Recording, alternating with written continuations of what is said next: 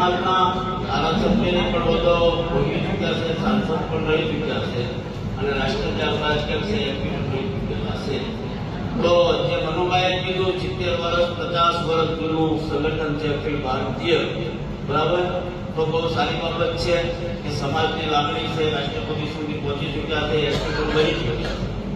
તો એ સંગઠનની એક વાત ધ્યાનમાં જ મેળવવા માંગુ છું. અતિ સ્વચ્છંદ બારનું છે, સારી બાબત છે, પણ જે ગુજરાતની અંદર અવારનવાર જે ઘટનાઓ બની રહી છે એના માટે કોણ વિચારશે?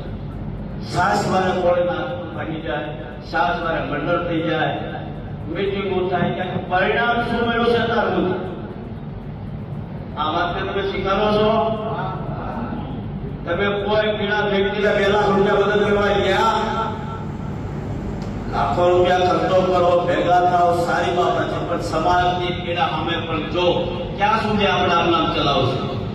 કોઈ વખત ભૂકંપ આવે તો સરકાર વધના લાવે છે, ફરી વખત ભૂકંપ ન થાય તો મકાની તરફથી મજબૂત થાય. તો આ ઘટનાઓ ઘડી થાય તો સરકાર ઉપર કેમ પ્રેશર નથી લાવતા?